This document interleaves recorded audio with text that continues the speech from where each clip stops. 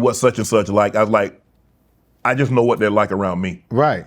I can't speak to what if they see you or if they see somebody else, I can just tell you how they treat me. And people are like, well, oh, I thought, well, I mean, what you want me to, I mean, I can't tell you somebody that I haven't been around what they're like. I can just tell you how they interact when I'm around them. Right. So you say she was really, really quiet. Did she ever sing on set? Could she?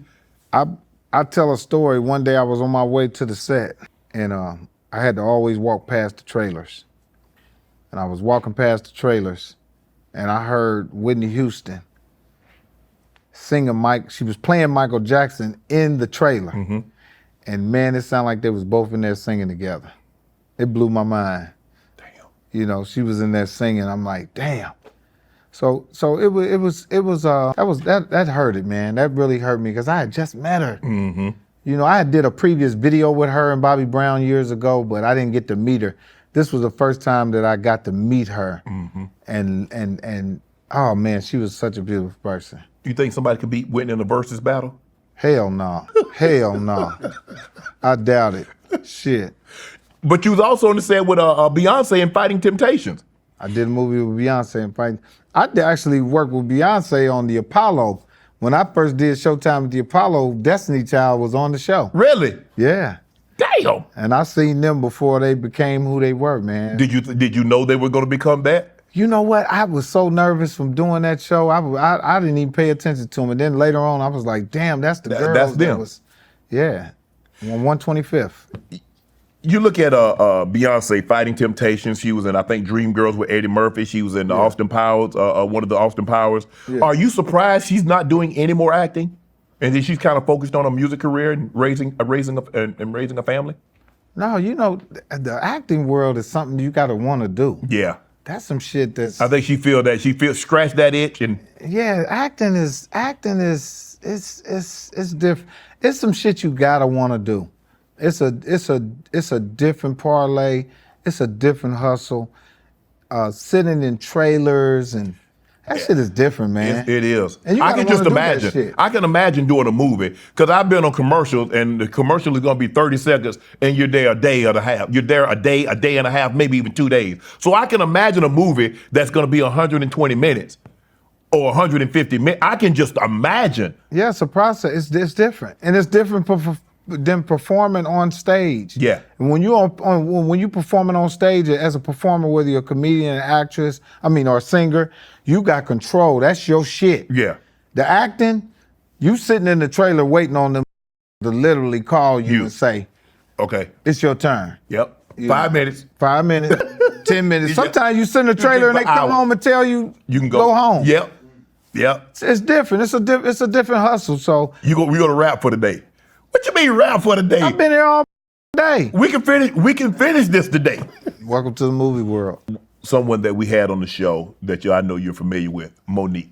Yeah. I love Mo. I love Monique too. She Welcome Home Roscoe Jenkins, Three Strikes, Bessie. Yeah. People have this perception of Mo because what they heard. Yeah. You've been around her in a more intimate setting on set, been around her a lot, probably been on tour with her. Yeah. What's Mo like? You know what I'm saying? One of them cousins or one of them aunties that don't bite her tongue. Nope.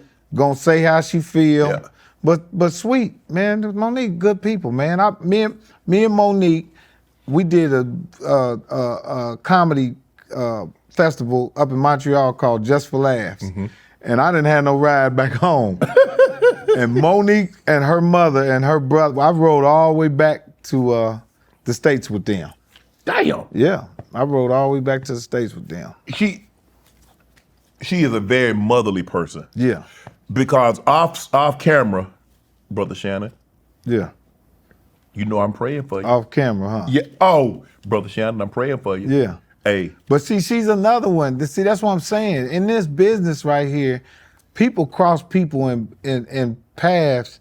People do shit and little shit like, like if we sitting under a table, right? Yeah. Say this is a table. Right. We at the dinner table and nobody can see me doing this to you. And you just jump and say, from everybody else appearance, they like, you overreacted. You're crazy. Yeah. But that's what happens in this business. Wow. People nudge people the wrong way and they pretend like ain't nothing happened. and you're supposed to take it and deal with it because it's me. Yeah. I'm the one. It's me now. You want to work now. Yeah. You want to be around here. So don't even say nothing about what I did that might have offended you. So if you don't bring it to me, guess what? I'm going to go publicly and talk about every motherfucking body in the business. And I think that, man, I'm telling you, that shit happens to everybody. You know, and if you don't address it to nobody, because what happens is when you get home and you sitting around, you're like, that. You know what I'm saying? That's some bullshit. And you're really upset because you didn't check them right then. Right. So you go on a platform and just blast it. Being in The Hangover. Yeah.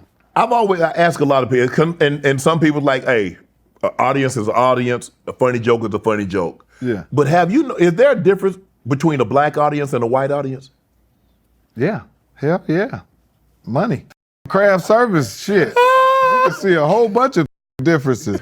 No, but seriously. So so when you go on stage, let's just say for the sake of argument, you're in Harlem and you got 5,000 people and they're black. Yeah. Now you go to Oklahoma and you got 5,000.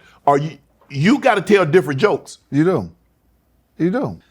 You actually have to tell a different joke every time you go in front of any audience. Really? Yeah. Every audience is different. And black people celebrate different than white people. Yeah. And that's what throws a black comic off, is that when white people laugh, they say, ha, ha, ha.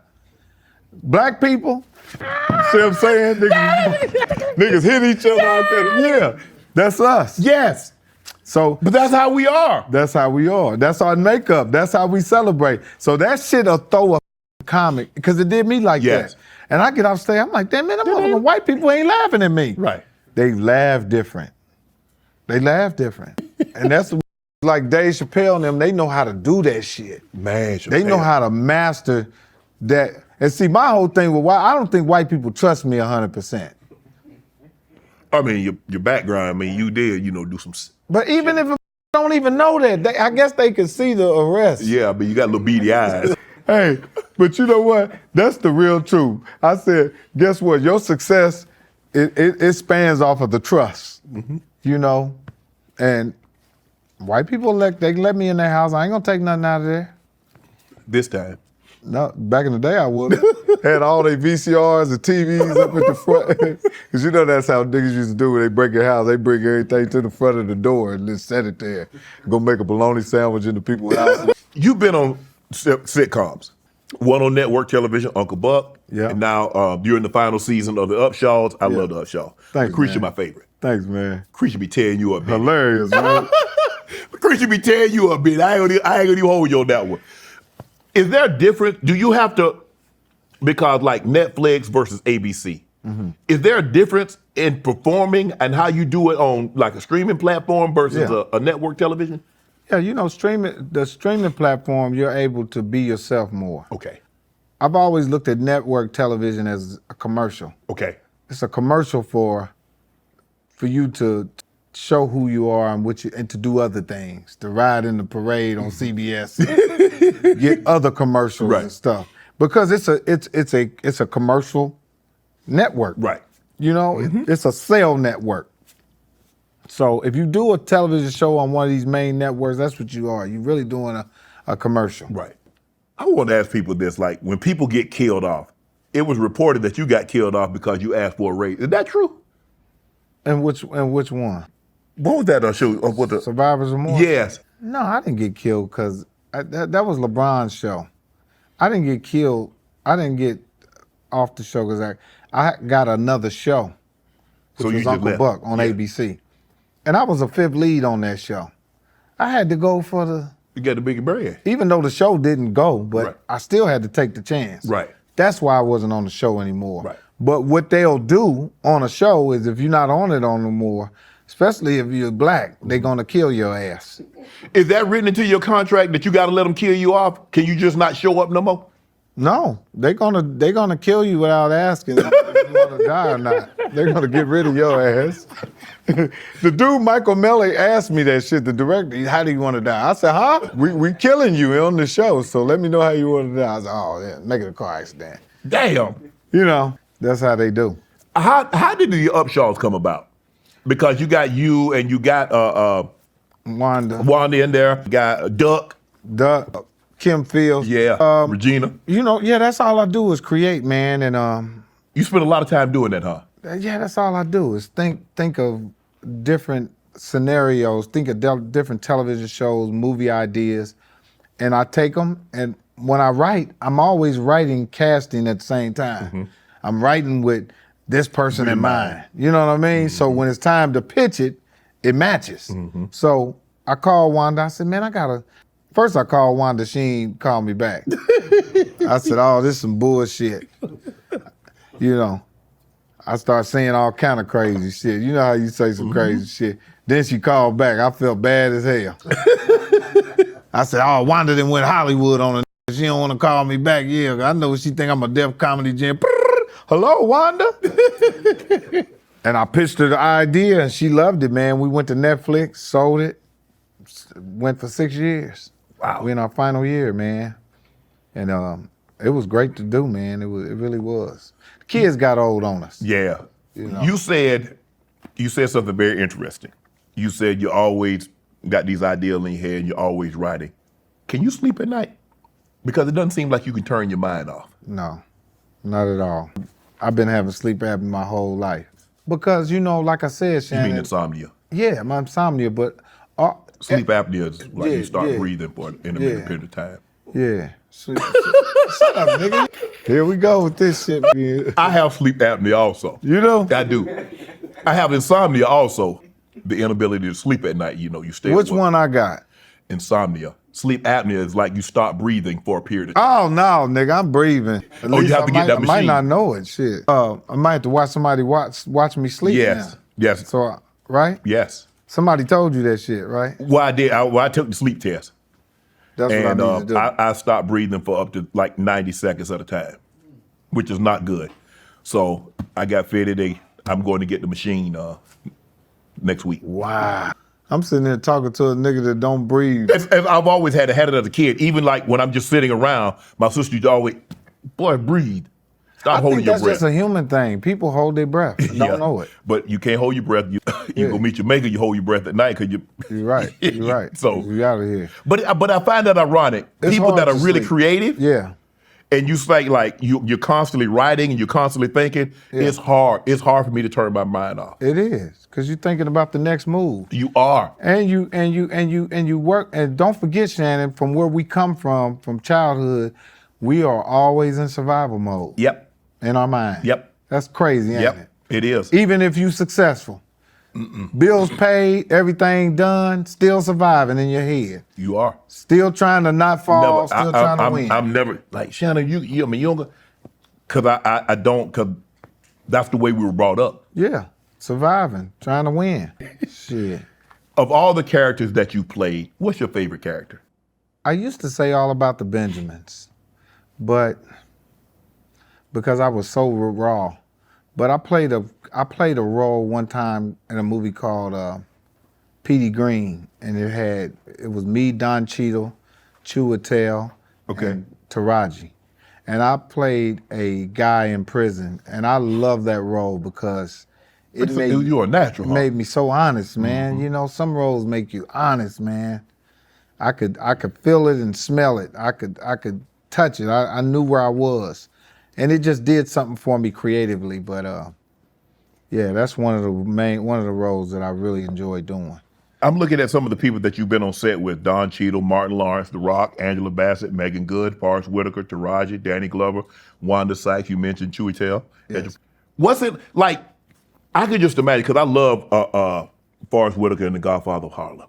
Man, I love Don Cheadle. Don Cheadle went to Denver East High School. I've known 20 plus years. Yeah. So to see, because that's not the world that you come from, and to see them in their world. I remember doing a commercial with Martin Lawrence, and he's like really quiet. Yeah. And then as soon as they's like, okay, action. He turned it on. Like, You ain't say nothing for the last 10 minutes. yeah.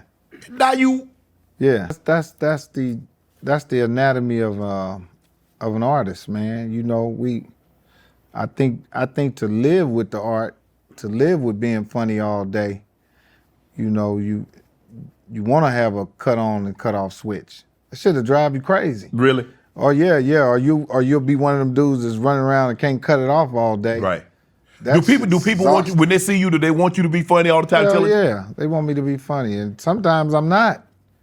I tell people sometimes all the time, not all the time, but for the most part, I'm a nice guy. But I do tell people, get the fuck out of my face.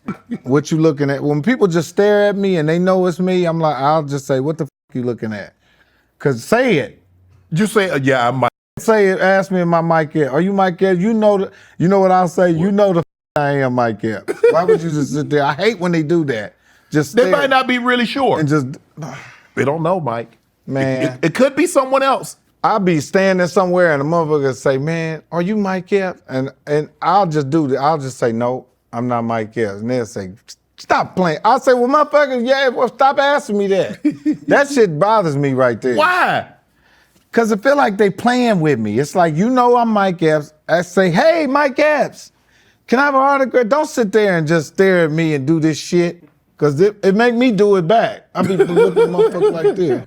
We both in the liquor store looking at each other like this. Sometimes say, are you Mike Epps? And I say, yeah. And they'll say something up. They'll say, no, you're not. No, they'll say, oh, you look too old. Or it's like, it's like you asked me that to say something up. What's the hardest thing to learn as an actor? The hardest thing to learn as an actor is your lines. Did you take acting classes or you just? Nope. I have went to some acting classes. Shit didn't work. That shit felt like school again. I'm like, oh. Yeah, you ain't do well in school, I ain't Mike. do good in school. I'm out of here. So I lived enough life to know how to act. Right. You know what I mean? And I learned a long time ago as a kid, if somebody's watching you talk to somebody, that's the camera. So do you ever look at that person that's watching you? No. No. You keep talking. talk. Like me and you talking and saying, man, you know that We ain't looking motherfucker- at the camera yet. Yeah, the camera over there. Yeah. You know what I'm saying? Right. So that's helped me learn how to not look at the camera. But I wouldn't say that I'm A-list actor, but I can, You can hold your own, that's I all. can hold my own. For what they, And I haven't had the opportunities to show a person that yet. You know? what they ask you to do. Yeah. They're not asking you to be Oscar. They're asking you to be Mike Epps, Yeah. which is funny, Yeah. which is hilarious, Yeah. and to deliver a line Yeah. on cue. Yeah. That's it. But I want to show people that I can really get into it. So you want to take on more serious roles. Yeah, I've done a lot though. I've done Death Wish with Bruce Willis, Acts of Violence. I've been in Vapaka with Forrest Whitaker. I've been in a lot of serious roles, as a comic. And It's hard though when you. it's not a joke. And most comics you ain't gonna hear their name is in no actor lineups. Right. Like when it's time to cast, they're not calling them. No. But they'll call me, and I'll get at least a shot at it. Right. Yeah. Have you ever been embarrassed? Have you ever forgot your line? Hell yeah. Damn, Mike. Hell yeah. All the time. All the time. It's not easy, Mike, Yeah. you got 6 months. They send you the script. They say, okay, Mike, you got the part. So before they start shooting, you got months to remember. Your mind can play a game on you right in the moment of acting. You can really your mind can freeze up where you can't remember what you were supposed to say. Dead ass. When I did Hangover, John Goodman, they had a big ass truck, a trailer, with the trailer up, and they had a big ass TV screen with his lines on it for him to remember. And in the middle of the scene, he'd be like, yeah, God damn it. He was doing that. He couldn't even remember that shit on the thing. Damn. And that's John Goodman. We done seen him in a million movies. Yeah. But it just go to show you that the way the brain works when you're trying to memorize. The memory it can be tricky, Man, I got new respect now when I see Denzel doing all that with that training day. Oh, Denzel's one of the coldest that ever did it. Oh, for sure. But you could tell that he becomes the character He so does. well that the words come like nothing. Like him and Malcolm X. I still don't know how he didn't win the Oscar he for was that. cold in They that pulled a shit. caca on that one. Yeah. He did a good job on the training day too. Oh, Training Day. I liked him better than Training Hurricane. Day. Oh yeah, he was cold. Devil in Blue Dress. Inside Man. Yeah, he was cold. And he was, if you watch them movies, because I've studied the movies and I'm a big fan of his. Yeah. Still see Denzel the whole time. Mm-hmm. But the way he take on those characters. Robert McCall, Equalizer. Oh, he just become them. Did you see, you ever see the movie Biko, when he played Bantu Stephen Biko? I never seen that. Cold. You gotta see that. Yeah, He see, that's one of the unbelievable. movies I didn't see. He unbelievable. Yeah, About what there's was much going on in respect for that apartheid dude, South man. Africa. Yeah. Is there a role you auditioned for that you didn't get? Or a role you turned down you wish you hadn't? Yeah, I turned down the movie called Fool's Gold. It had Matthew McConaughey in it. Kevin Hart did it. Yeah. Damn. I should have did it. I don't know if that would have made a difference, but it was roles like that. There's all kind of roles I shouldn't have never turned down none. I wasn't in a position to turn down no roles because I was just starting. Right. There was another movie with Eddie Griffin and this other guy. Damn, I forget the name. What was the name of that movie, TC? Eddie Griffin and the guy with the big eyes. Chris Kattan? And they had a dog. They was running around the city. That was my role, man. And Double take. And I turned the role down. Why you do that? I was tripping. I was in my mind. I thought I deserved something better. You know, sometimes you can get tricked off of success. Like if you get successful, You trick yourself or you allow other people to trick you? I trick myself. I trick my. Sometimes you can get a little too fancy in your head about your success and start demanding more than what you're supposed to get. Damn. And end up Don't up what you had in front of you. Shit. What is selling out? We hear that a lot. Yeah. Oh, he sold out. Yeah. No, I got the cat interview. I sold out. Yeah. You probably heard that you sold out because You and Cat sold out on that episode. You niggas sold out arenas and sold out shows. That nigga sold out. You sold out. No, you know what though? Quincy Jones said something important. He said, you gotta have something to sell. Ain't that the You truth? can't sell out if you ain't got nothing to sell. I like You know that. what I mean? I like that. It's the real talk because at the end of the day, you know, who's gonna turn down the opportunity to make money to send their kids to college and have a good life? Yes. You know, and I think there's levels of compromising that you have to value. You know, I don't think one should compromise themselves for something that makes them uncomfortable for money. Yeah, I agree. But hey, who's gonna turn down the opportunity to work with white people in order to send their kids to college and have a good life? I'm not. No. You know Nor what should I mean? Yeah. And I used to have peer pressure around my own people about being racist. I used to be racist about white people and didn't notice it until I was around. I'm like, damn, I'm only racist around black people. Right. And when black people ain't around, I'm white. I act white with my white friends. Yeah. So how unfair is that? If black people were sitting in the tree and see me reacting with my neighbor, they would be like, that's a sellout. Yeah. But you only seen it because you was in my tree. Stay your ass out my tree and you won't see me being nice to white people. I would need you to tell. Because you've been, you've been a comedian for 30 years. You've been in Hollywood for damn near as long. Yeah. What's a gatekeeper? A gatekeeper And is, are there such a thing? Yeah, a gatekeeper is a nigga at the gate that know if you get in there, you might take his job. We talked about this earlier. You might take his job.